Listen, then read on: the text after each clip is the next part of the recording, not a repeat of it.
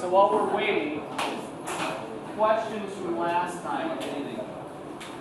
Any questions on anything we did, or time before that, or the time before that? Any questions at all? Okay. All right. Three most important things. I'm going to go on. I'm purposely picking on people I do not know that well. I'm trying to learn their names. I'm not picking on you because I'm trying to embarrass you. Right? Remember that. I'm not trying to embarrass you. That's a whole different beast. You don't have any. All right.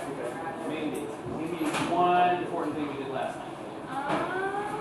We went over Smooth endoplasmic and reticulum. rough. And rough. Okay, Anna, tell me something about a difference between smooth and rough endoplasmic reticulum. Good. Rough one has ribosomes on it, and smooth one doesn't. Who else? Bailey. Tell me something else.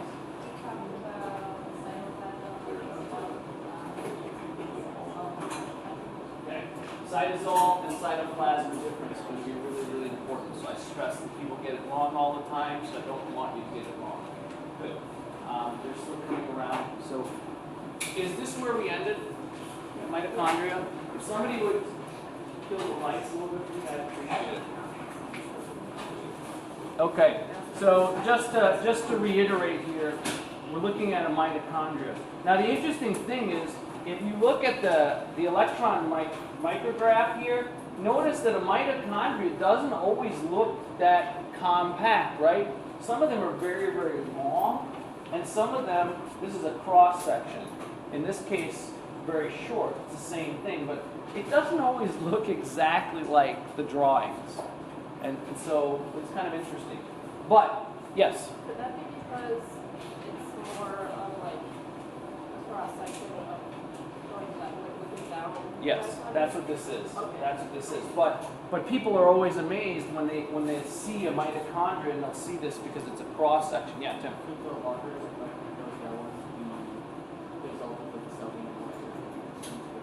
Yeah, Tim's question is, thank you very much. Tim's question is, could it be longer because the cell might need more energy? Maybe. So mitochondria is a powerhouse of the cell, right? It's where you make ATP.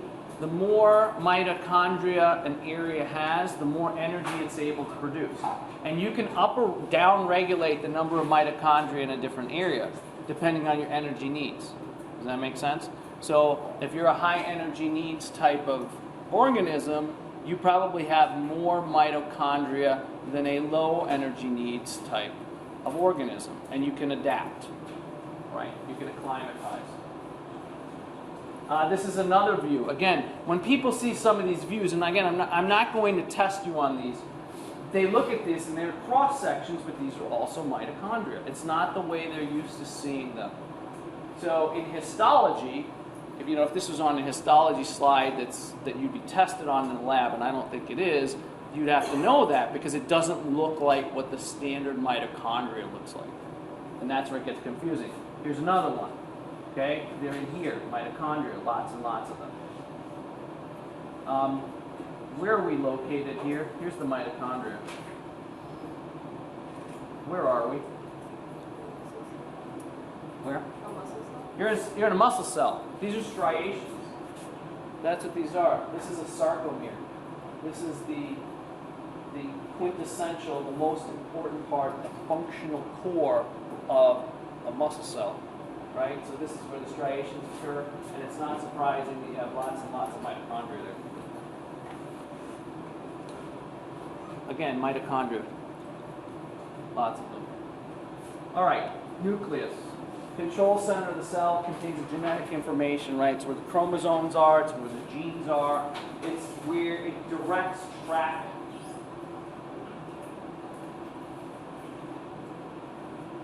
Now the interesting thing we're gonna find out is not every cell has just one. Not every cell has just one nucleus, right? We're gonna look at types of tissue. types of cells that actually have multiple nuclei. And there are probably good reasons why they have multiple nuclei.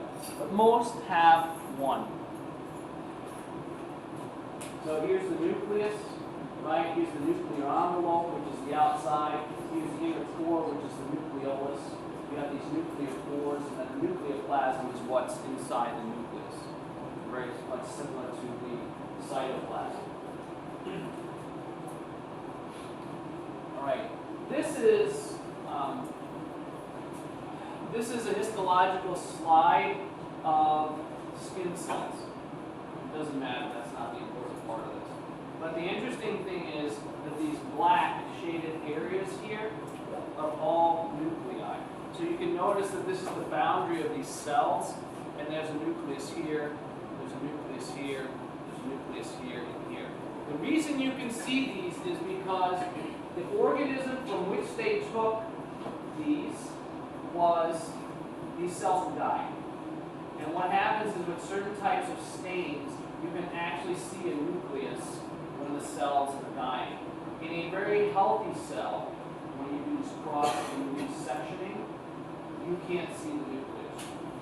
Okay, because the plasma membrane is intact. So that means that all of these plasma membranes are less than optimally intact, which is good because what they're trying to show you is the nuclei. You can see them, or else you can't see them. Does that make sense to everybody? There's one. All right. Again, there's the nucleus here. It's not always round. We just draw it that way for effect, but it doesn't have to be round. Here, looks like that too. All right, other structures associated with cells. You've got things like cilia, which are extensions.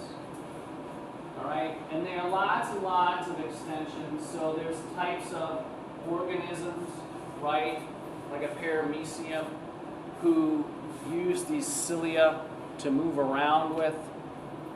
Cilia are extensions of the plasma membrane that move materials over the surface of the cell.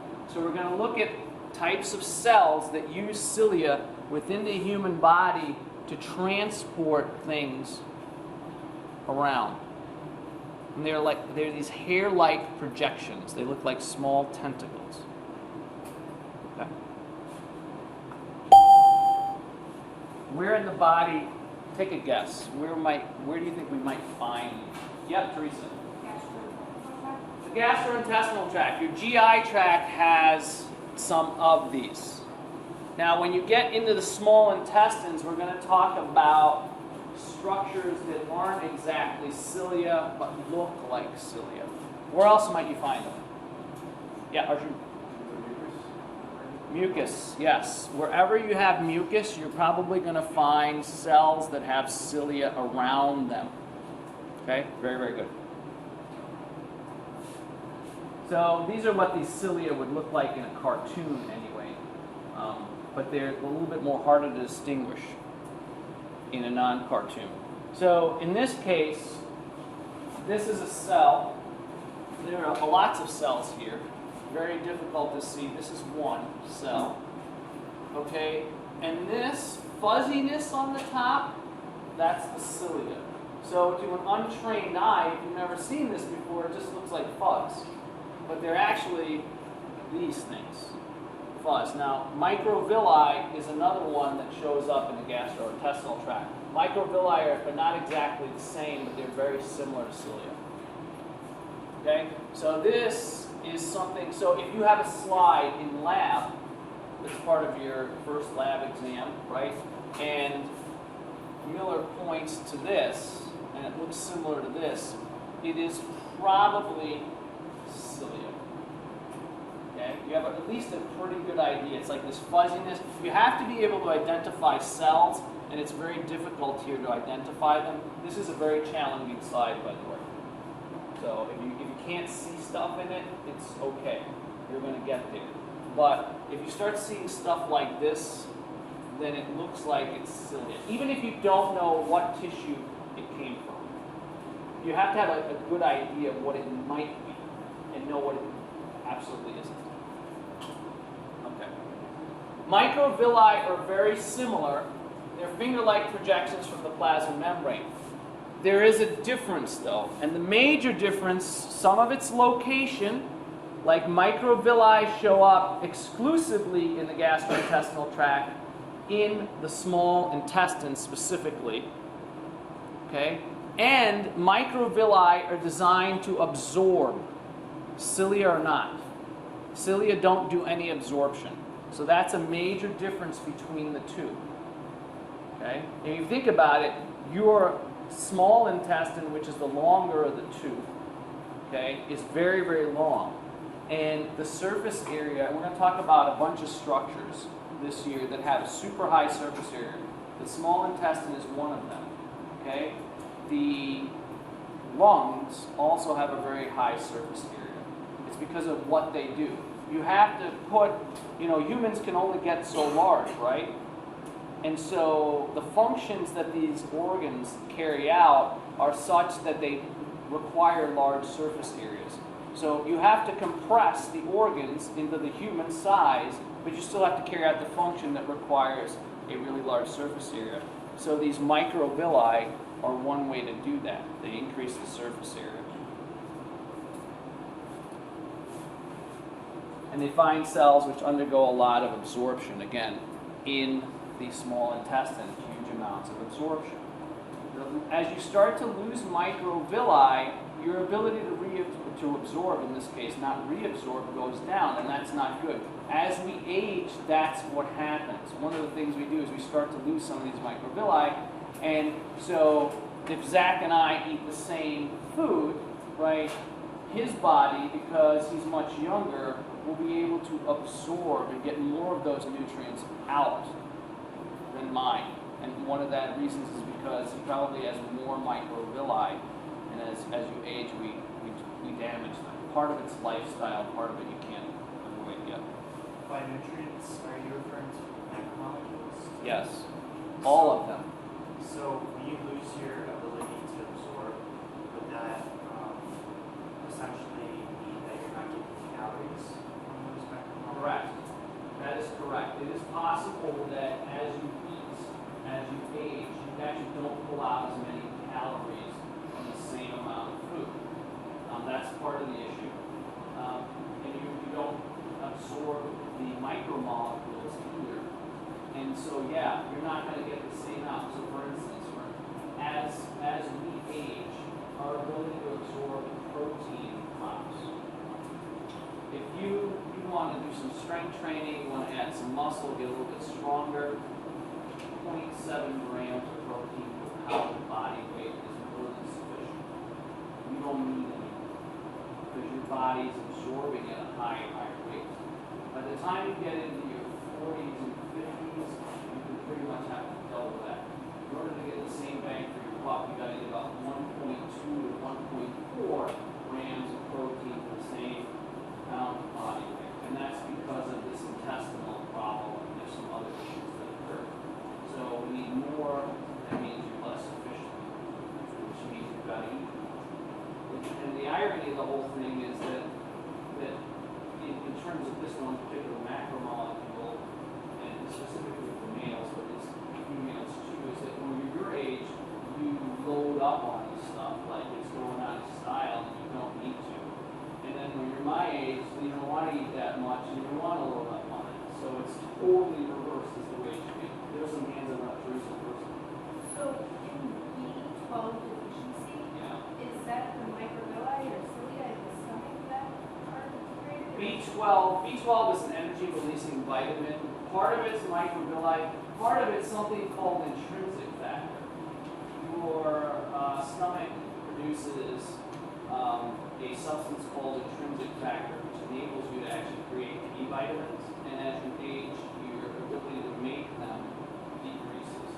And they're water soluble too, which means that you lose them every day through your urine, as opposed to the fat soluble ones like A, D, E, and K, which you can hold on to for long periods of time. And that was one question. Do you have a question? I think I hear heard your, I don't think I heard you right or not. You said, do they disappear? And that causes your ability to They start, yeah, you can damage them. Most of this is lifestyle, we think.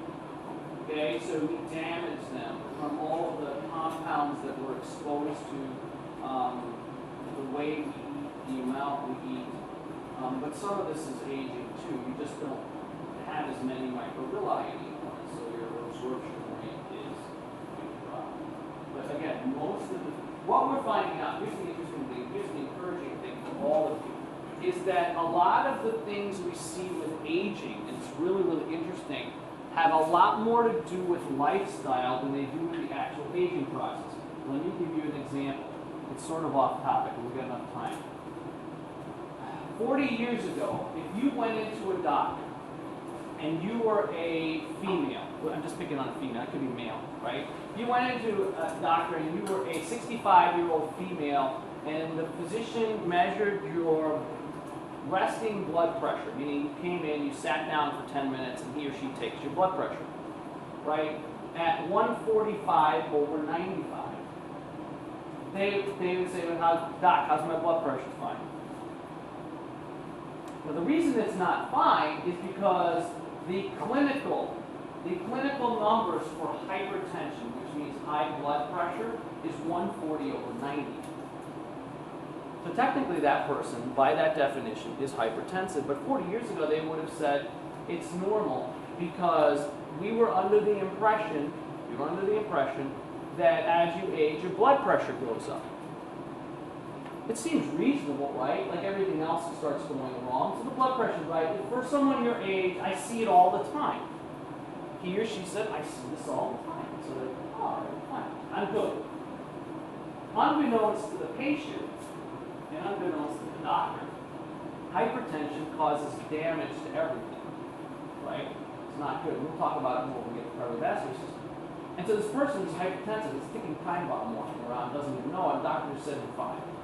Now, how do we know that this is not normal? Well, you know, there are good things about globalization. You start studying, studies come out of other countries that are not like the United States, right? And they measure blood pressure in their population, 65 to 80. And then you realize, well, their blood pressure is not even 120 over 80.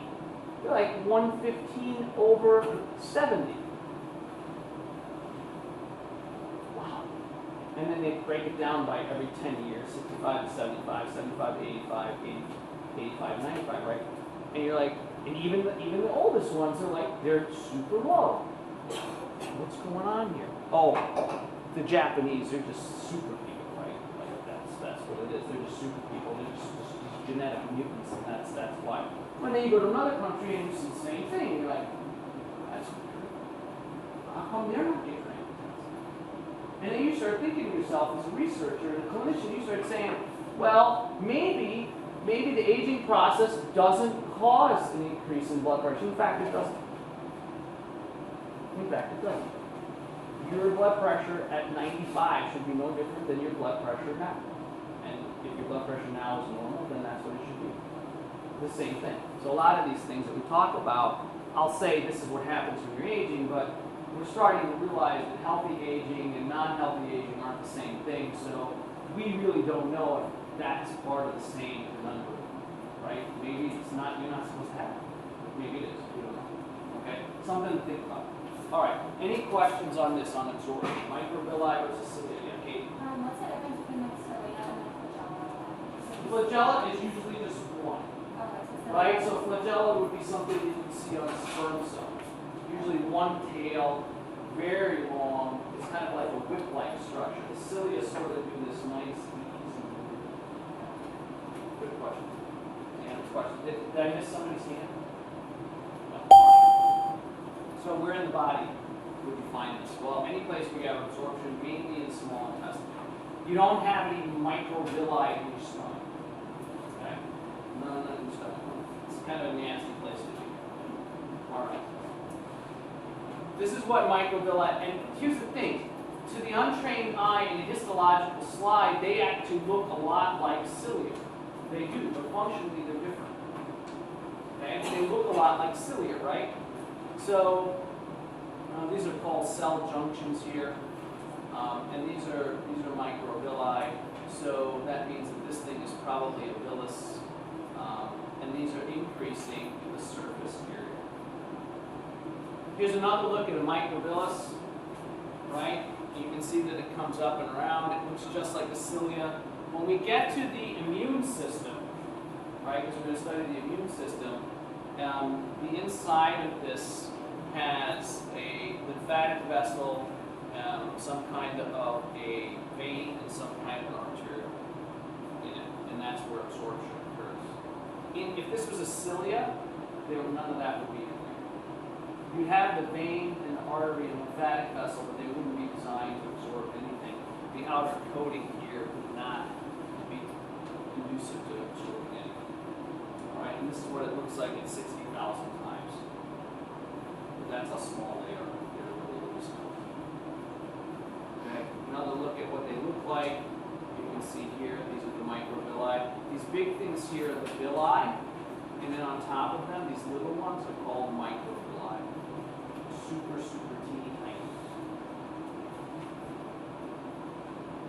Cell junctions. Okay, this is the last of the things that were in my outline. These are the things that maybe people have never heard of. So that may be all review for most people, basic stuff, right?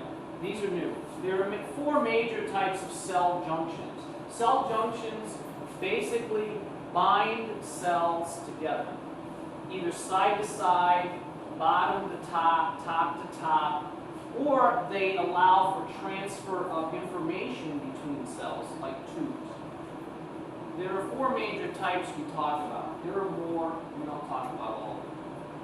Desmosomes, hemidesmosomes, tight junctions, and gap junctions. The next topic we're going to do is tissue, right? We're doing cell, and then we're moving our way up to tissue.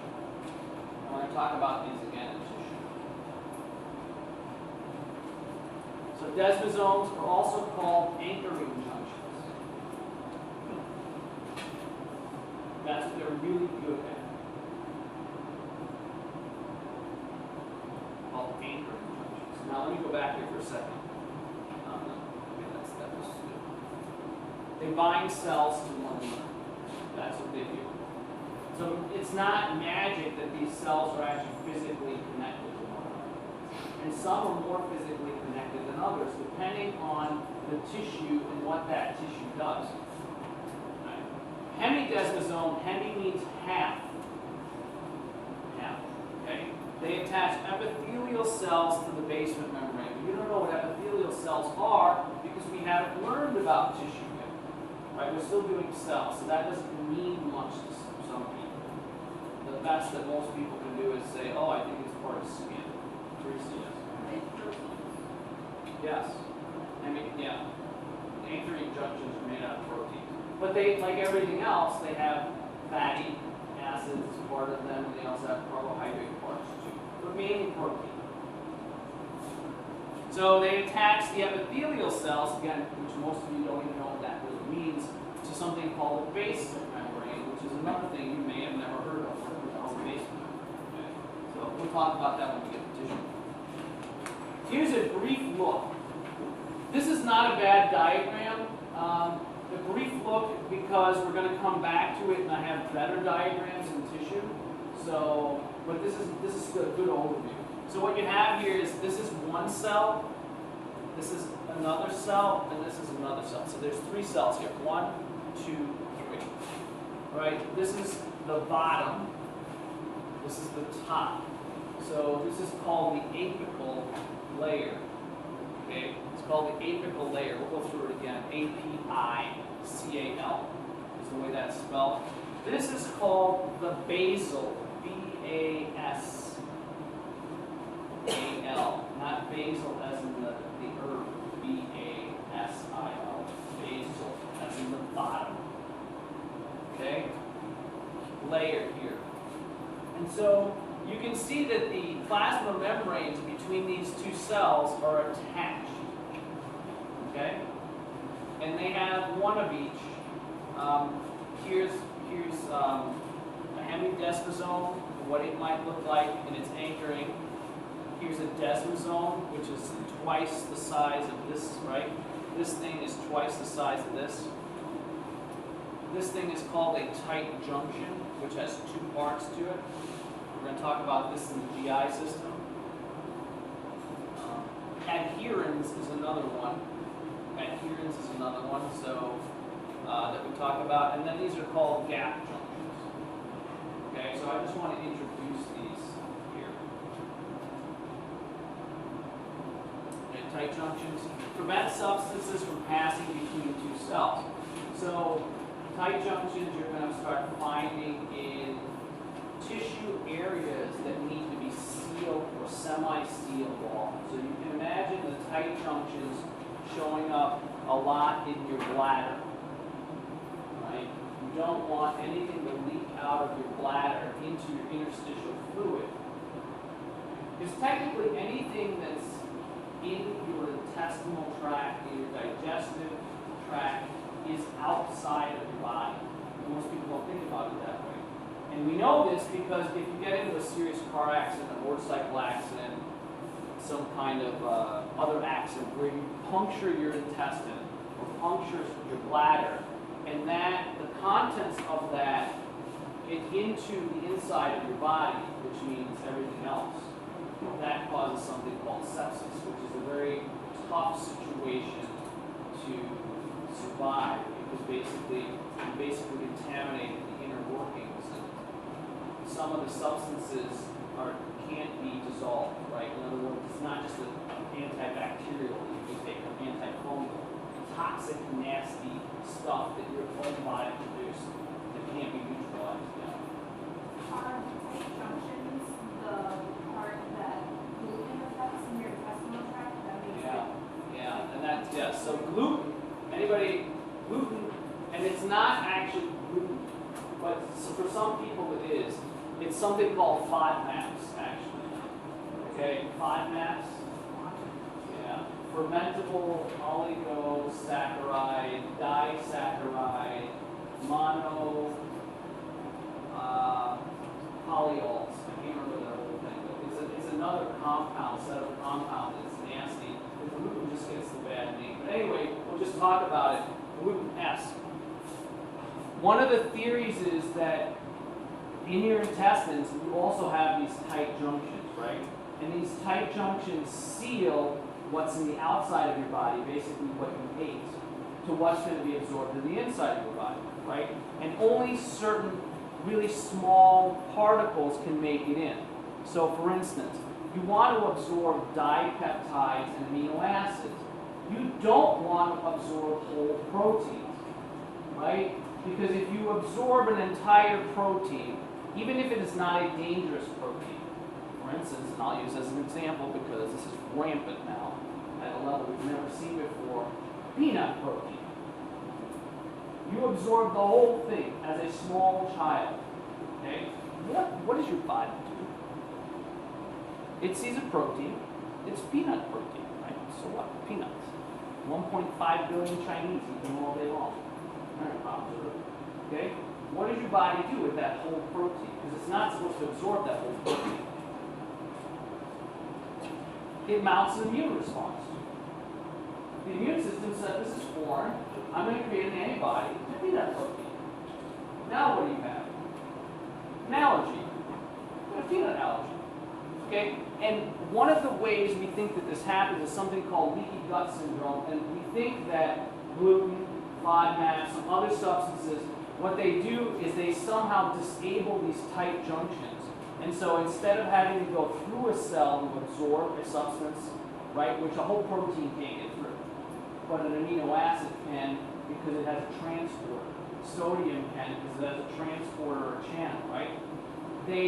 Stuff leaks into your bloodstream essentially and whole proteins, and now your immune system mounts an attack on it. And once it does that, you now have antibodies, and once you have those antibodies, it's hard to get rid of them. So now you're allergic to peanuts. And the next time you get exposed to them, your body will attack it even more.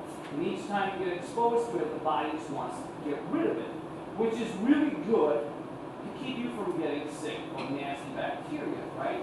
But it's really bad because what ends up happening is now you have a child, usually, who has a severe peanut allergy to the point where they have to carry an EpiPen, right?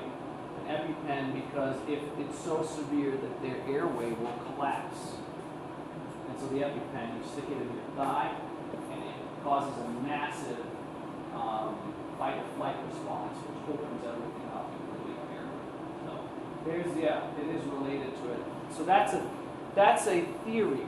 We think that's the way it might happen for some people.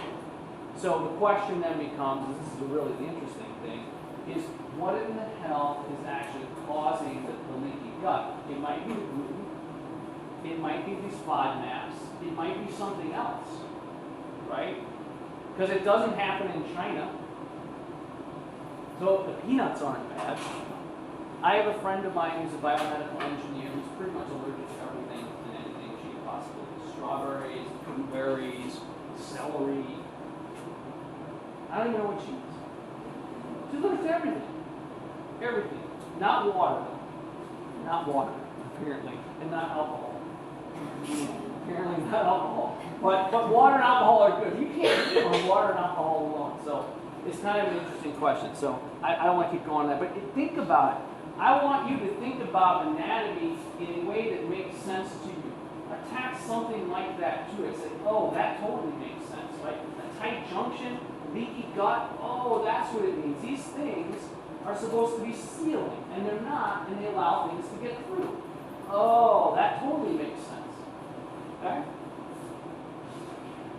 So a tight junction prevents substances from passing between two cells. Right? Between two cells. Gap junctions do what? Cell-to-cell communication. Where are you going to find gap junctions? You're going to find them in the central nervous system between two neurons. You're going to find them in cardiac muscle, your heart, between two heart cells. There are also some found in your gastrointestinal system. There aren't very many. That's about it. And they allow ions and larger molecules to flow through. So you can think of these and electrical signals. You can think of these gap junctions as really large ion channels. So they're so large that they allow a lot of different things to pass through. Okay? Electrical current can pass through, big molecules can pass through, like neurotransmitters. Kind of cool. Questions on that? So this is what they look like. You have a general idea in case I ask you to draw a simple diagram. Yeah, Pete? Are the gap junctions controlled at all, or are they always open? No, gap junctions are controlled. They're not always open. So they're like an ion channel. Okay, they're open and closed. Good question. Don't worry about any of this stuff. We can cruise through that. All right. I think that is it. It's early, so I want to start tissue. But because it's early, you can turn on the light. We'll go into a Martino moment. Does that make sense? Because I'm not completely behind it. Okay, so the theme this year is sitting, and sitting is bad. Okay? Now, talk about why sitting is bad a little bit more in detail. When you sit, you affect, for long periods of time, you affect all of your joints. Okay? And there's a continuum of joints. If you start from the bottom of your ankles, right? Certain joints, the problem is what happens is you need more mobility. In other words, they become restricted. Other joints tend to be kind of loosey-goosey and need more stability. Okay? So if we start from the ankle, sitting all the time tightens your ankles up. So the cure to that is you've got to become more mobile. The best test of your ankles is something called a pistol squat. Okay? It's called a one-legged squat. You want to see what it is YouTube, I'm sure there's 1,000 people that do this. The pistol squat requires more ankle mobility than any human function can do. If you're going to get into a pistol position, you have full range of motion. That's what that means. If you can't get into a pistol position, you know there's a problem. And that's the majority of it. I'm not a betting man, but if I was, it's a majority. Okay? So, I'm not talking about doing a pistol squat. I'm just talking about getting on the ground and getting in a pistol position. Most people can't do it because their mobility is restricted from sitting too much.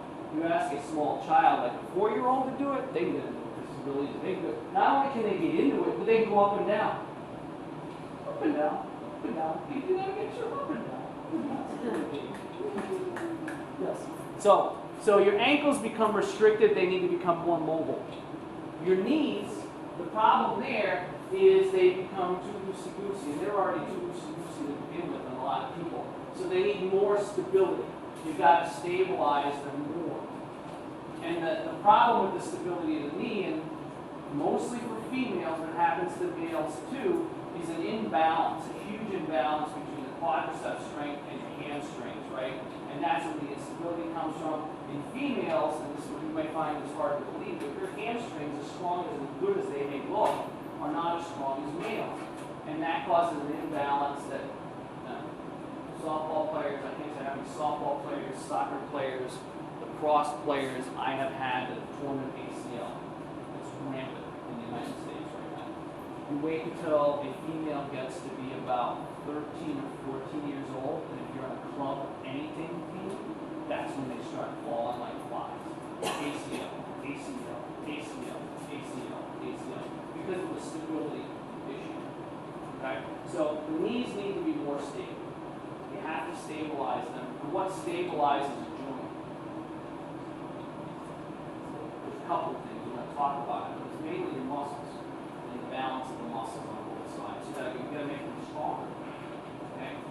The hips become super tight because we're going to talk about this banana type muscle, right? Get really, really tight. It's not so bad in you, but take a look at like a 50-year-old man. Okay? A 50-year-old man, even a 50-year-old woman, but more than man, and they're usually like sort of hunched over. Part of it's because they got a big old butt usually, but not always. But not always. If you look at really old people, they're usually hunched, right? That's because their hips are not open. They're in a flexed position, right? They're in a flexed position and they're not in an extension. The extension would be up. Okay? So they become super, super tight. Problem for you as an athlete, right? For you in anything is because there's a connection between full mobility and stability and health, but there's also a connection between that and your ability to produce power. So if you're restricted here, you're not your best form of yourself. You can't jump as high, you can't run as fast. You can't move as fast because of this restriction. So that's what happens with sitting. Your thoracic cavity, basically here, right? Your ribs, you're doing too much flexion, right? So you need to come out and get more into extension. Just doing this doesn't work. That's a big mistake. Your shoulders are too loosey-goosey, right? The shoulders is great. And if you watch the Olympics this summer, you see these swimmers and do amazing things as gymnasts and what they contort their shoulder, right? And that's good for their sport. A lot of them are hypermobile, and that's why they do some of that stuff. But it's too loose, so you need to stabilize it. I had a student in my second section. I was telling him about, sitting in bed. He's like, "You jinxed me, Martino. I went and I bench pressed the other day, and I was coming down, and something popped in my back. I jinxed it." But the same thing happens, and this can happen, and we see it mostly in males, only because males and bench press Monday, right? Monday is universal bench press day in the United States for every male that does this. That's usually Monday. It used to be Monday. Did they change it? Nobody told me. When is it now? Oh, you don't know. I thought Monday was like the day. I thought there was some kind of like lifting a Bible somewhere. And thou shalt bench press on Monday. No, it's not Monday. Is it Friday now? Maybe it used to be. Is it Tim? It is, right. It is. So what ends up happening is it's sort of the same thing, right? Because you're hunched over, the things you're talking about, this is super tight, this is super not, and the joint is no longer stable. Okay? So those things happen, and they're really, really bad. But it's not just for an athlete, it's for older people, right? You start feeling like crap when you get to my age. You wake up in the morning, and if you don't hurt, you think you're dead. Like you think you've gone to the pearly gates because you're in pain every day, and you're like, I've heard that when you go there, you're not aware that you're there. You're not really there. And then you start doing things like pinching yourself, you slam your toe, and start swearing like a trucker, and you're like, oh, maybe I am dead. Maybe I'm not. I don't know. Does it hurt when you're dead? No, it can't. So this is the types of things you do. All right. So the joints start going out of whack. Okay? They start going out of whack. So then you have to start doing things. So Dr. Kelly Starrett, who I talked to you about as physical therapist, has a rule for all his patients. For every hour that you sit, you need to do 4 minutes of mobility work a day. So if you sit for 10 hours a day, you should be doing 40 minutes of mobility work. This isn't like training like you used to doing running. No. Just to get yourself back to baseline. Think about that for a second. How many people are going to do that kind of? That's about it. You're looking at it. Right? That's about it. But just to get yourself back to baseline, 4 minutes. Now, where did he come up with this? Well, he's physical therapist. He sees a lot of issues. He owns a CrossFit gym, one of the first CrossFit affiliates in San Francisco. It's a gigantic gym, enormous. His wife's a lawyer. They got a lot of money. He wrote a couple of books. He's probably rich and famous. So he sees a lot of people, right? 4 minutes. So how many of you sit more than 6 hours a day between your classes and studying? And probably most of you, right? I do. I live in New Berlin, Wisconsin. Anybody of you know where New Berlin is? Yeah, where's New Berlin? It's close to, if you're headed towards Miller Park, that's like an hour. It's about that exit. Yeah, it's not very far from Milwaukee. Okay, that's where I live. That's where we chose to live. So I drive an hour here and an hour back. So already I'm in 2 hours of sitting on my butt before I've done anything.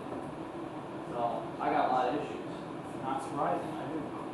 So, all right, yeah, I tell you, I'm going to tell you all kinds of things you never. Can we stand? Can we stand? So I think that's enough for a Martino moment. We'll keep going on things. The next one I want to do. Friday, if we have time, is we're going to talk about how your brain works and how you can use it to study more efficiently, which is not related to this topic, but it's going to help you get a better grade. Okay. Any questions on that? Does that make sense with these joints and how they're designed perfectly and then we somehow screw them up along the way? Isn't that great? Yeah. It's called aging. All right, very good. All right, so any questions on cell?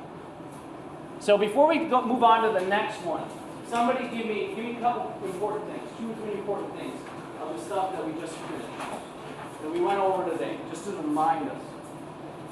Yeah, go ahead. Between cilia and microvilli. Yeah, cilia and microvilli, not the same, different locations, different function, technically a different makeup too. But we're not going to go to the nitty-gritty makeup of them, but they're different. They have to be.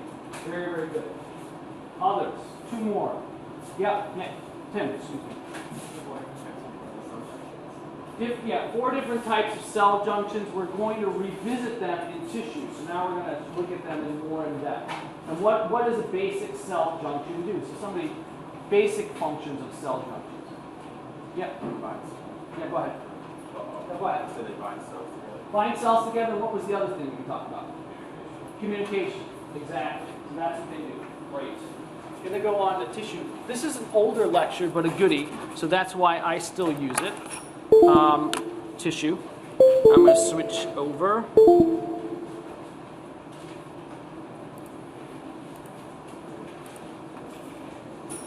And so I do this. I'd love to be able to say that I have this down to such a science that I only do a lecture per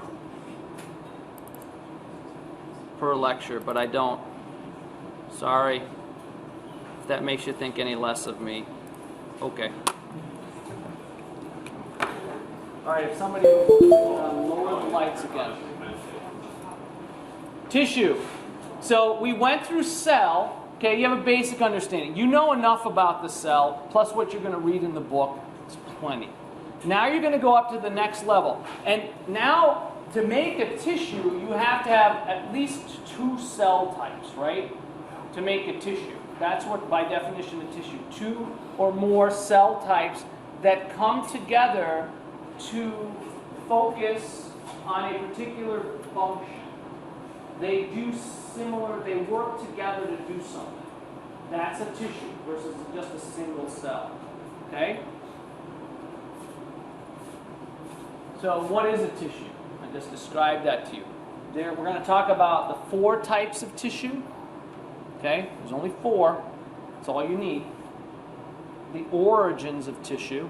Where do they come from? So we're going to do a little bit of developmental biology. Baby bit developmental biology. Teeny tiny. Development of tissue. Talk about cell junctions again, but now I'm going to show you more pictures, and I want you to be able to duplicate these pictures. Now you don't have to be great artists, but you should be able to know the major parts. We're going to talk about epithelial tissue. There's a numbering and layering system, and this is all going to help you. This tissue is all going to help you with your histology portion of exam number 1 in the lab. It's going to be super important. Not necessarily the information I give you, but as we go through an image, I will say, notice.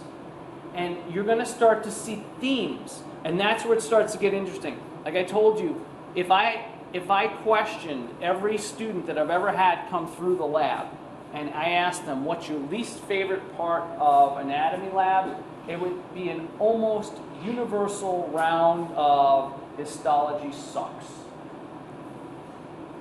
And the reason it is because it's hard to distinguish things. But what I'm going to try to do for you in lecture, now I won't test you in lecture, is keep saying, notice, when we see this, when you see this type of structure, what does that structure do? And you're going to be like, okay, the structure does A, B, and C. Okay, based on what that is and what it does, where could it possibly show up? And you'll say, well, there's only 2 places it could be in the human body. And you're going to be able to narrow things down. Why is that helpful? Because you have a histology manual. You're going to memorize a lot of images. You're going to have to look at them over and over and over and over again. Right? But under stressful situation, the exam, you might have a blank. So then you got to call on a plan B. And plan B is, okay, I'm going to start dissecting this tissue and say, what do I see here? And how can I use that information to make the best guess that I can make? I got nothing to lose at this point anyway, right? I might as well use the information that Martino gave me, and then maybe I get it right. You'd be surprised how many times you actually get it right. A lot. And that says that you don't just have to memorize this stuff. If you know universal features, it's another thing that runs through anatomy. Universal features, and how many of you have taken comparative anatomy? Dr. Carr, not that many, I'm not surprised. Okay, but those universal features, when you start comparing species, you start to see themes. You're like, oh, that totally makes sense. If it does this in the human, and then it does this in the toad, and it does this in the shark, and that's how they do it. If you memorize everything, you will go crazy, right? So you have to have other tricks. You can't just pure memorize. You have to have another way around it. And it also makes it more interesting. You have another way around it. Okay, glandular epithelial tissue is something probably most of you have never heard of. Structural and functional classifications of exocrine glands. Most of you don't even know what an exocrine gland is. That's good. That's why you're taking my class. Loose and dense connective tissue, cartilage, bone, and then muscle. Now, cartilage, bone, and muscle, I don't spend a lot of time on here in tissue because we do it again. They each have their own lecture. We're going to do cartilage and bone. We're going to do muscle. So I don't spend a lot of time on this. But everything else sets you up for the rest of the semester, just like the cell. So if you don't understand things about cell, you got to learn them because we're going to keep coming back. Okay. So this is actually an iClicker question. I'm not doing iClicker. Does everybody have iClicker, by the way? Just everybody has it? Okay, I didn't set it up today. I will promise you I'll set it up on Friday, but we'll go through it. It doesn't matter. Okay? So I'll start setting it up. The question is, and this one comes from way back in the first lecture. Okay? The question is as follows, and I'll read them to you and then we'll see. All right, what enzyme transcribes DNA to RNA? Your choices are A, DNA polymerase, B, DNA polymerase 2, C, RNA polymerase, D, RNA polymerase 2, E, helicase. Okay? So you have to ask yourself, where did this come from? We've seen it before. It's a so-so. Let's start with the easy stuff. What part of what we did in cell is this associated with? So if you had to pick a structure within the cell, where are we talking about structure-wise? Teresa. The nucleus. Okay, so we're in the nucleus. That ballparks us already. Okay. And I'm talking about transcribing, so that's a hint. Okay? So what does that mean? So somebody tell me what transcription actually means in your own words. Arjun. DNA going to RNA. You're taking the message from DNA and you're taking it over to RNA. Okay. All right. All right, so now we may be able to start with process of elimination. In this case, we can't. Okay, so we need some kind of an enzyme. These are all enzymes because they end in ASE, so that doesn't help you. If you know a little bit more, maybe you've taken some more advanced bio courses, you maybe say helicase. It can't be helicase, because helicase sounds like it's unwinding or winding something, like a helical, like a spiral. I'm going to guess that one's not. And you'd be right, that's not the one. Okay, so E is not. Then you say we got these polymerases 1 and 2. All right, now you've got it down to 4, so you've got a 25% chance of getting this right. Okay, any other strategies we might use on this? Go Arjun. I mean, if you knew the background of polymerases. Yeah, if you knew more about polymerases, you could, but I don't want you to know it that much. So at this point, you're just going to have to remember where we came from. So does anybody actually know the answer? Zach, do you know the answer? Well, I was going to say Yeah. strategy would be, since you're going from DNA to RNA, you're making RNA, and so you're polymerizing it. Yes. So I would say that it would have to be one of the RNA polymerase. That's good. You're going from DNA to RNA, so it's polymerizing. That would be a good strategy. Excellent. So these two are out. Good. Now you got a 50-50 chance. It's like flipping a coin. It's not bad. Okay? But anybody actually know the answer? RNA polymerase 2. Yeah, it's RNA polymerase 2. Okay? So I'd like to go through them like that. The only thing we're missing because we don't have iClicker today is we don't know how many people would have gotten it right or wrong, which is fine. It's just an indicator to you how the rest of the class is doing and how you stack up to the rest of the class without having to be embarrassed in the process. I like this talking, though. This is really, really good because this is how you're going to learn. Because other people have taken a lot of other classes, and we're going to leverage what people know and then use that so everybody gets better. Okay? Okay. So introduction. A tissue is a group of similar cells, this is what I said before, that usually have a similar embryological origin. So when you were an embryo, okay, that's when it started, and are specialized for a particular function. All right, so you have to have at least 2 cell types in order to have a tissue.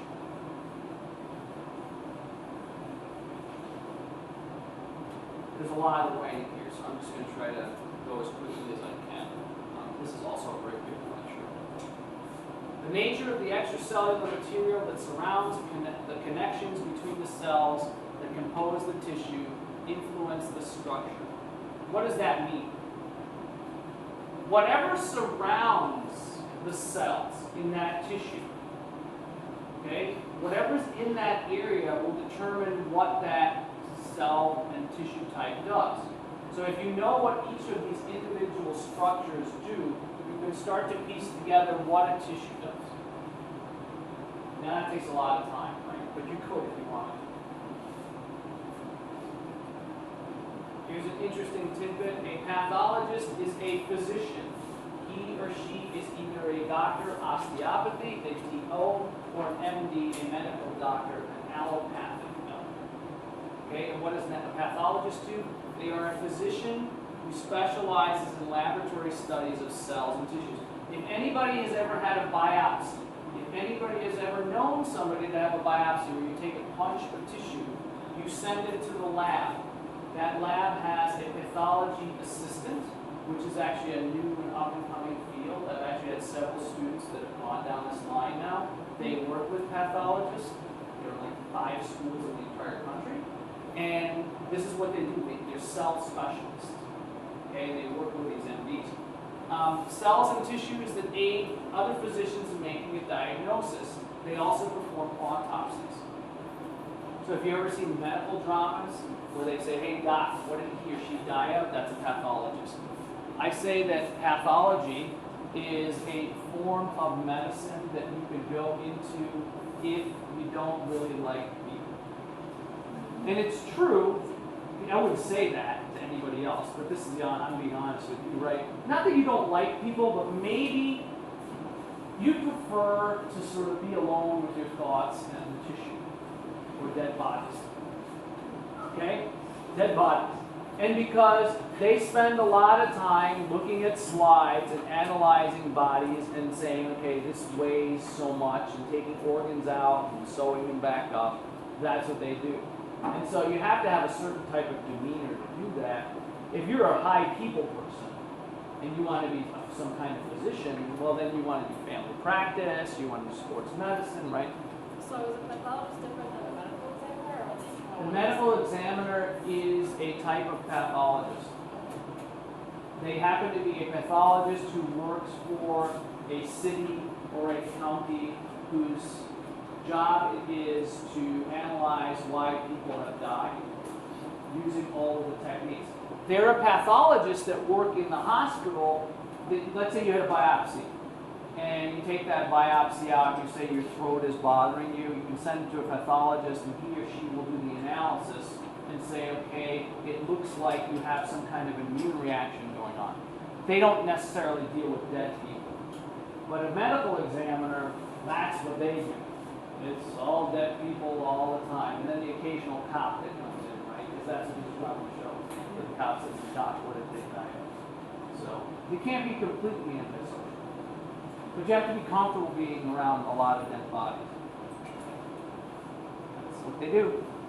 So it's a field like that. Okay. Any questions on this? All right, so we're going to blow each one of these up, but here we're going to go into more detail. These are going to be important. I may ask you to draw one. I may ask you to describe one. So histology. What is histology? Histology is the study of tissue. Cytology is the study of cells. Histology is tissue. That's why you're going to have histology on your lab exam. In the PhD realm of the medical community, somebody with a PhD would be called histologist and not a pathologist. Because they're more concerned about cell types and tissues and understanding how they're different, not so much in humans. Okay. Types of tissues and origins. There are 4 principal types of tissue, and they are epithelial tissue. You may have heard of this one. Covers body surfaces, lines hollow organs, lines body cavities, lines ducts, and forms glands. Your skin, the integumentary system, is made up of epithelial tissue. That is an example. But there's epithelial tissue that lines the inner surfaces of your blood vessels. There's epithelial tissue that lines the inner surfaces of airways. There's epithelial tissue that lines the inner surfaces of your intestines. They're different, but they're very similar in others. Tissue number 2 is called connective tissue. Now, this one is the one that throws some people. It protects and supports, that will make sense to a lot of people. the body and its organs. It binds organs together. People get that. It's connected, right? It connects. That's the part that's fine. But then when you get into the more specific types, that's when some people get confused. It can also store energy. That one throws me. Connective tissue can store energy? How that? As fat. Your bone marrow, as an adult, most of the bone marrow that you have in your long bones is actually what's called yellow marrow now, but it all started off as red. And only the red marrow can produce blood cells. The rest of it's fat, which is storage tissue, storing energy. A blood cell is connective tissue. It's connecting different parts of your body. That's another one. So fat is connective tissue, blood is connective tissue. They're not obvious, right? And so those are the ones you got to remember. Oh, okay, now I have to broaden my definition of connective tissue. Provide immunity. Well, white blood cells connect, and they're part of the immune system, so they provide immunity. So in fact, they do. And so it's not so simple as, oh, connective tissue, that's easy. Yeah, go ahead. So lymphatic tissue, or what we call lymphatic system, the lymph is connected? Lymph is connected, that's right. Yeah. Muscle tissue, this one's obvious. This is most people's favorite in this class. One of the favorite sections of this class is the muscle section. People just resonate with it. Okay, until we get to the second exam, which is all muscle in the lab, and then people hate muscle. Dr. Miller will tell you about it. Okay, muscle tissue is responsible for movement and generation of force and heat. The more muscle you carry, the more heat you produce. The more muscle you carry, the more heat, the more energy you need, the more force you can produce. That all makes sense to people. It's not very confusing. And there are three types of muscle. There's skeletal, smooth, and cardiac. So under that category.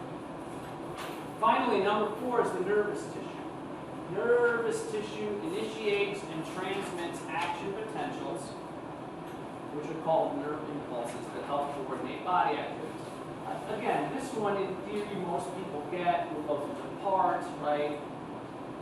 Generally, and then we start getting into the nitty-gritty next semester, and that's when that one falls apart. Okay, because we start to get to it at a really deep level. So there are only 4 types of tissue. Everything you do, everything that your body can do, somehow has to be made up of 4 different tissues. That's it. Kind of interesting. All right, we're going to get one more, and then we will stop.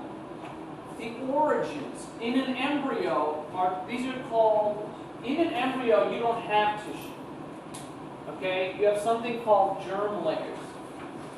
So in an embryo, the layers are called germ layers, right? You start off as sperm and an egg, you become an embryo, and you become a fetus, right? The 3 germ layers are called the endoderm, the mesoderm, and the ectoderm. From these 3 germ layers, the 4 tissue types we just talked about are made. So these are not tissue types. They are primary layers that were there before the tissue. They existed before tissue. They still exist in you, but there isn't that much of it left. Okay? They're involved with stem cells. Okay. So we'll just finish this one and then we're done. Tissue derivations. So epithelium comes from all 3 of these, and that makes sense because epithelial tissue is everywhere. So it makes sense that each one of the germ layers would have the ability to produce epithelial tissue. Okay? Because it's everywhere. Connective tissue and muscle tissue, this one's an easy one to remember. If you think about these 2 being connected, you know, bone is part of this and cartilage being part of this, then bone and muscle, right? Then it must be the mesoderm. So that one's not too hard. Nervous tissue comes from the ectoderm. Don't worry about this table. All right? So we'll stop here. We're done. We're not that far behind. Actually, according to my schedule. Questions real quickly on tissue. Now it's gonna start moving. If the other part was kind of slow because you've seen it before, now the information is gonna start coming in. You gotta stay on top of it because there's a huge lecture here. Okay? On Friday, I will bring in, I have it with me, but I didn't use it today, the clicker, so we can start using it. All right? Have a fantastic day.